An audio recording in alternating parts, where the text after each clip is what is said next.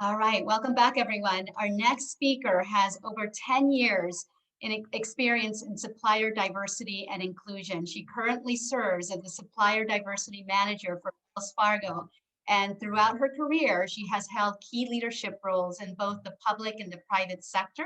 As a matter of fact, in 2018, she was recognized by the Hispanic Contractors Association with the Presidential Award for Outstanding Community Service. Nancy Rosado, thank you for being here with us tonight. We look forward to hearing the information you have for us. Thank you. Thank you, Gris. Hi, everyone. Hello.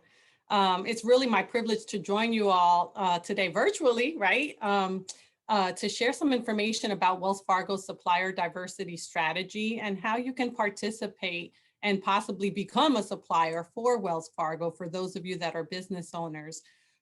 So Wells Fargo has a long history of supporting diverse-owned businesses and is really a proud and steadfast supporter of really the incredible work that LACC does each and every day. We presented last year at this same event, although it was in person.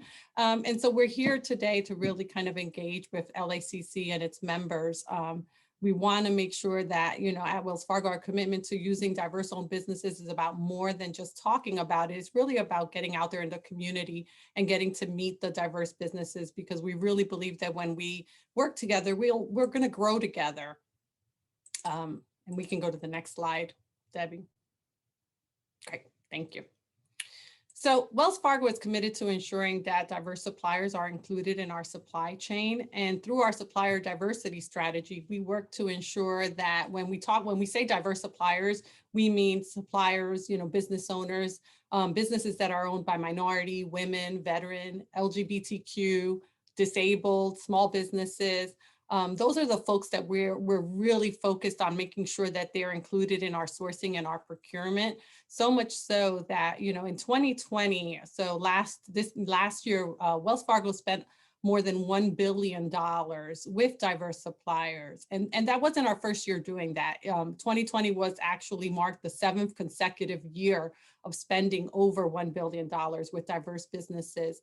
And the way we do that is through, on this slide, you see kind of our approach for how we engage diverse suppliers, and kind of we have like this three-legged stool for how we engage our strategy around supplier diversity. And the first one is really around our spending and making sure that we're being really strategic and thinking about, who are we doing business with and what opportunities are there for including diverse businesses, not just directly in our direct spending, but also in second tier opportunities, whether it's through setting a subcontracting goal in a particular contract, breaking out an opportunity into smaller parts so that smaller businesses can participate and engage with Wells Fargo. So there are a lot of different strategies for how we do that. Supplier development is also huge and really important to our strategy. We want to make sure that in addition to direct spending with diverse suppliers, we believe in investing in businesses and through capacity building programs and development programs. And last year in 2020, we spent about $1 million engaging with diverse businesses and providing funding and support so that they could participate in programs, including a program that we funded for the LACC called Avanzar. And then the last piece of the last leg of that stool is around outreach. Wells Fargo works with stakeholders like the LACC to deliver information and resources to the diverse supplier community through engagements like this one today, right? We want to make sure that we're out there and we're getting to meet and know all of you great businesses. Next slide, Debbie. Great. So I think for those of you that are kind of, joining us today, you really want to know, well, how do I go about doing business with Wells Fargo if you're not already doing business with Wells Fargo? And the first thing I would say is that determine if your company provides products or services that Wells Fargo needs. That is just so key, because we want to make sure that we're engaging with businesses that actually have an opportunity to engage with us, right? If you provide a good or a service that just our bank wouldn't purchase, we're going to be really honest and upfront with you, right? We want to make sure that there's a really transparent relationship. And so how do you kind of like know what opportunities there are? Well, I listed a few opportunities out here. Some of the things that we source include architecture, anything around construction, which maybe right now, it might be down right now because, of all of COVID and all of the issues, but we have branches that we have to maintain and upkeep and renovate. Of real estate services, anything having to do with furniture, office equipment, human resources. And I'm not going to go through the list because you can see it, but it gives you an idea of kind of what are the types of services and products that we need at Wells Fargo. And if I could give you all a little bit of advice, it's important that as you're trying to kind of determine if your company provides a product or service, that you kind of also understand, our business. And particularly, the line of business that you might be targeting at the bank. So if you're in construction, you're going to target our corporate properties group. And so, go onto the corporate properties website, see what kind of, opportunities there might be, or what type of businesses or needs there might be, and look at public data too. Look to see if there's any that can be really helpful, whether it's a news article or our annual report.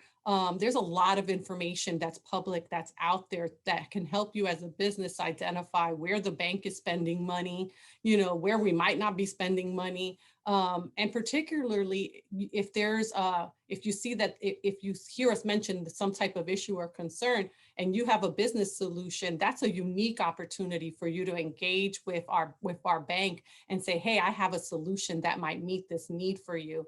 So really, doing that work up front is really important. Determine if your company provides a product or service, and then reach out to us and let us know. Next slide, Deb.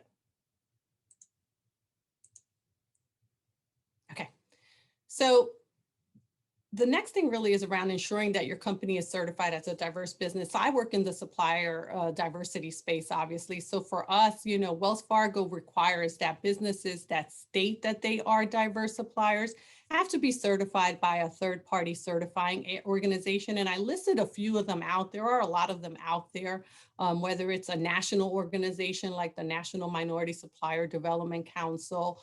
But there's also, local, state, in my prior life, I worked for a city government. And so, the city of Charlotte, for example, has its own small business enterprise certification, where you can go through the North Carolina Historically Underutilized Business Office for their NC Hub certification for minority businesses.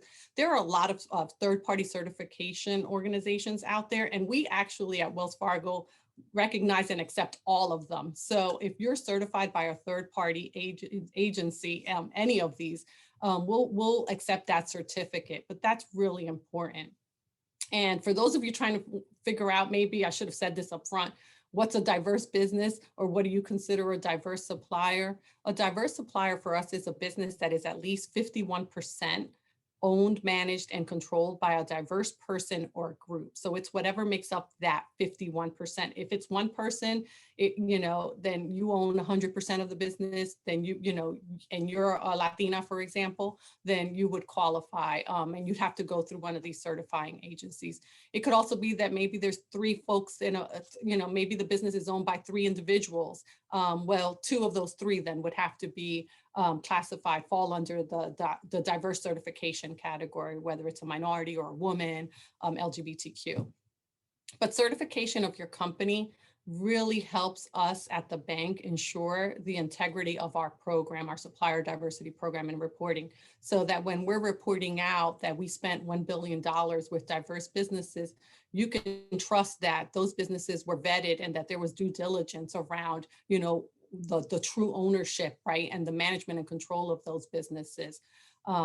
Of course, non-certified diverse suppliers, you don't have to be certified to do business with Wells Fargo, and you can submit proposals, but there are advantages to getting certified. And so it's really important that if you qualify, that you follow through and kind of follow through the process of obtaining one of these certifications. Take a deep breath. Okay, Deb, and we can go on to the last one. Yeah, great. Thank you. And so the last slide really around is completing our supplier profile. And I put the link here for our supplier, for our supplier diversity site on Wells Fargo. Wells Fargo uses a number of different sources to identify suppliers to provide products and services. So for example, just today, I received an email for one of our lines of businesses that they were someone to provide a business to provide a particular product. And so I immediately kind of will go onto our supplier diversity portal to see if there's anyone that can provide that service. So we use it a lot and partner with our supply chain management group to use the supplier registration database as a way to identify suppliers. We also identify capable suppliers, not only through our portal, but we work with our certifying agencies. And so if you've gone through one of the certifying agencies, but you for some reason aren't registered in our portal, and I can't find anyone in our portal, then we'll go to a National Minority Supplier Development Council and look at what certified vendors there are in that database. So it's really an opportunity for you to market your business in a lot of different ways as well. And so, when we identify diverse suppliers, we're looking again at both first and second tier opportunities. So for those of you that maybe have a really small business, and maybe you can't provide, the scale, you don't have the size or the scale of a business that we might need for a particular opportunity, there may be subcontracting opportunities or second tier opportunities where we can engage and plug you in. So it's really important that you go onto this site and just kind of, get registered. And make sure that you include company information, products and services, anything that differentiates you from others, your client portfolio, if you've done business with other, financial business in the financial sector or any other businesses, make sure that you put that in, because we're going to go into this site periodically and really look to see what businesses are out there. And then obviously we engage and try to meet businesses, through events like this one today. So that's my presentation.